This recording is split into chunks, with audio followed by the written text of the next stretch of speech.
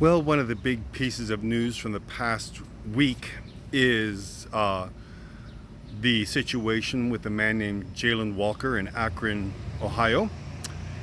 When uh, he fled from police, and when police caught up with him, uh, they kept on shooting him and shooting him. At least that's the accusation currently.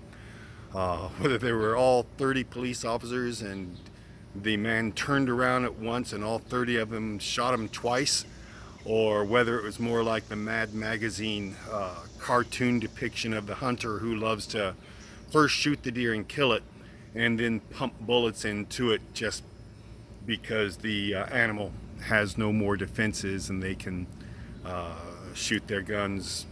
I suppose, I hope you would expect that an investigation would find out just what the facts are.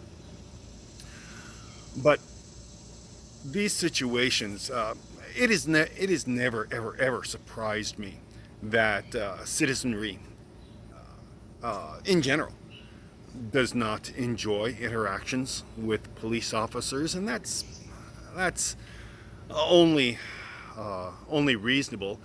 A police officer's job, to a large extent, is for enforcing laws, and so they are going to leave well enough alone and only talk to us when we make mistakes or when we transgress the law.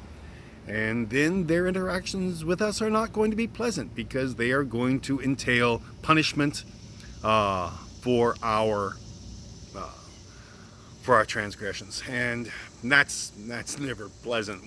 Many years ago, probably 30 years ago, a police officer pulled me over for speeding where I shouldn't have been, or speeding. And when he was done, he had given me the ticket and everything. I turned to him and I said, "Okay, thanks." Sort of. He thought that was pretty funny. But that is why everybody knows the wrongs that they have done. I was riding my scooter and I went through a yellow light and I looked up and there's a police officer and I'm going, gulp, oh my goodness. Nothing came of that, but once again, it's a response that we all know we've done things that are wrong, and so our interactions with police officers are seldom pleasant. I pulled into my church parking lot, and a police officer pulled up next to me, and my first thought was, what have I done wrong? But it was nothing. It was just he needed some information, and I was able to give him some small amount of help. The Every police officer I've talked to has a very simple reason uh, for the reason he became a police officer, and that reason is they want to, when they became a police officer, they wanted to get the bad guy. And that is so understandable, since every single depiction of a detective or a police officer on television, starting back at Hawaii Five-O and Jack Lord, I forget what his name was on Hawaii Five-O, okay, Dano, and uh, Kojak and Columbo, and goodness, all the way through Munkett. They all do the same thing on every episode. The episode starts with convincing you that the bad guy is bad. This bad guy will do something, and that, for the rest of the television show, he's the bad guy. Does something really depraved. And then the good guy, whoever it is, Columbo or Kojak, gets him in the end. But getting the bad guy really is only a small part of being a police officer. In the old days, they said the purpose of a police officer was to keep the peace. And in fact, that's what they called them. They didn't call them police officers. They called them peace officers. And that uh, that is not the reason I hear when I talk to police officers, insofar as what they regard as their primary reason. But that is, uh, oh my goodness, the amount of patience that must take, the amount of forbearance that must take, the amount of de-escalation that must take, the amount of prudence and wisdom and training that must take to do a good job in that area is far beyond me.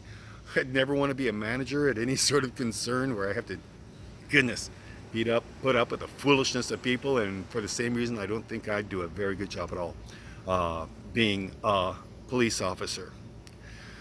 The No one has a problem with police officers either protecting themselves or others using deadly force. I had a dear friend, I'll call his name Albert. I don't call him a dear friend. He was a co-worker. We always smiled at each other and said hello. Gracious, delightful guy. I never saw him when he was drunk because, of course, we drive trucks for a living, and so that was not going to happen if he was going to come into work.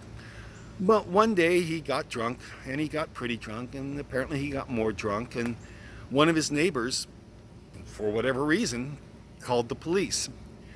And the police showed up, and I don't know anything about the interaction except for Albert got really angry for some reason, which I guess is easy to do if you're drunk, I suppose, for some people. And he ran into the house and got his pistol and came out of his house and was waving it around and yelling at the police. And of course they dropped him. Of course they killed him. And you never heard a word about it. It was a white man, never heard a word about it. Nobody complained about it. Nobody fussed about it. Because of course the police officers are going to do that. And it's a horrible, nasty, awful, terrible situation. But in the end, it should be like that, because police officers should not be expected to die just because a drunk guy gets carried away. But the purpose of being a police officer is to keep the peace. And that, I imagine, is a very difficult thing. If, in my opinion, after George Floyd, a police officer of medium intelligence is going to learn one thing. And that is, if you're going to kill an individual, try to look around and maybe make sure there's only 2 cameras instead of 7. Try to make sure there's only 1 witness instead of 12. And even then, the city will support you. The city's first response to George Floyd was, whoopsie doodles, I'm sure it was all just fine.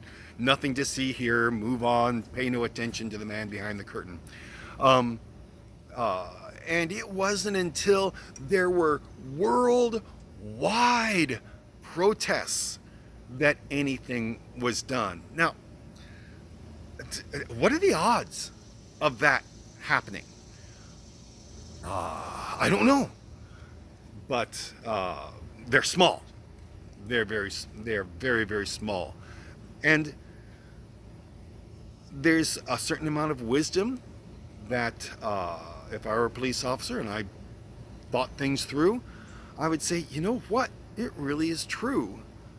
Dead men don't bite, like Long John Silver used to say in Treasure Island. What was it, Christian Bale, in that early rendition of Treasure Island, one of my favorite movies. But anyway, he played Jack Hawkins when he was a very young man. If you're having an interaction with an individual and it's going really, really bad, it might be best if that person ended up dead, because dead men don't bite. Dead men don't tell tales. If you are prosecuted, the dead person is not there to give his side of the story. The only side of the story that anybody's going to hear is a police officer's side, and everyone wants to believe him. because it is too frightening not to.